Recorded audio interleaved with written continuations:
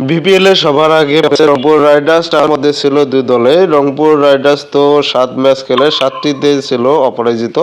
Chittagong Kings 5 match খেলে জিতেছিল সর্বশেষ 4টিতে, কিন্তু মাঝ ঘরের মাঠে প্রথম ম্যাচে খেলতে নেমে এখনও অজয় রংপুরের কাছে 33 রানে হেরে থামল চিটাগাংয়ের জয়রথ। পাকিস্তানি ব্যাটসম্যান খুরশিদুল শাহ ঝড়ো ব্যাটিং ও পেসার রাকিব জাভেদের দাপুটে বোলিংয়ে সৌজন্যে রংপুর তুলে নিল টানা 8ম জয়। এ জয়ে সবার আগে প্লে অফ কনফার্ম করে নিল রংপুর রাইডার্স। অথচ জহুর আহমেদ চৌধুরী স্টেডিয়ামে গ্যালারিতে ছিল চিটাগাংয়ের প্রতি সমর্থনের ঢেউ। গ্যালারি ভর্তি দর্শকদের সামনে অনেকটা কাঁপতে কাঁপতে শুরু হয়েছিল রংপুর রাইডার্সের ইনিংস। 69 রানে পড়ে যায় 4 উইকেট। চিটাগাংয়ের 3 স্পিনার আলিস ইসলাম, নাইম ইসলাম আর আরাফাত সানি মিলে তুলে নেন 4 ব্যাটসম্যানকে। কিন্তু এরপরেই যেন শুরু হয় রংপুরের নতুন ইনিংস।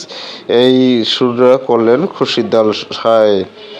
সিলেটে আগের ম্যাচে খুলনা টাইগার্সের বিপক্ষে জ্বলে উঠেছিল খুরশিদুলের ব্যাট। 35 বলে অপরাজিত থেকেছেন 73 রানে। আর চট্টগ্রামে উঠেছে সেই একই ঝড়। শুরু বিপর্যয় সামলেছেন অধিনায়ক নুরুল হাসানের সঙ্গে পঞ্চম উইকেট জুটিতে 41 রানের জুটিতে। 5-এ নেমে 26 বলে 50 এবং শেষ পর্যন্ত 28 বলে 59 রান, 4 বাউন্ডারির সঙ্গে 7 ছক্কা ছিল তাতে, একটি ছাড়া, যার সবই মেরেছেন 2টি ওভারে।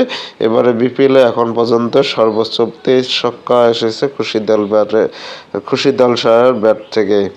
বিপিএলে এর আগে 2 মৌসুম খেলেছেন খুরশিদুল শাহ এবং 2 মৌসুমে কুমিল্লা ভিক্টোরিয়ান্সে রেখেছিলেন কার্যকর ভূমিকা। পাকিস্তানের হয়ে 10টি ওয়ানডে এবং 27টি টি-20 খেলায় এই ক্রিকেটার এবার রংপুর রাইডার্সে সেই ধারাবাহিকতা ধরে রেখেছেন।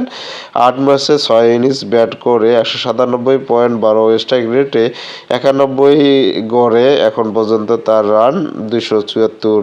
এবারে আসরে এখন পর্যন্ত 3য় সর্বোচ্চ রান খুরশিদুলের। তবে আজ পর্যন্ত শীর্ষে থাকা 3 ব্যাটসম্যানের মধ্যে সবচেয়ে বেশি স্ট্রাইক রেট হলো খুরশিদুল শাহ। টুর্নামেন্টে 23 ছক্কা মেরে শীর্ষে আছেন তিনি। শুরুটা করেছিলেন একটু ধীরে সুস্থে, কিছুটা থিতু হয়ে বেশি আক্রমণাত্মক হয়ে ওঠেন 15তম ওভারে। কিংসের বাঁহাতি পেসার মারুফ মেদাকে মারেন পরপর 3 ছক্কা। 78তম ওভারে এসে ঝড়টা গেছে খুরশিদুলের স্বদেশি পেসার মোহাম্মদ ওয়াসিমের ওপর দিয়ে।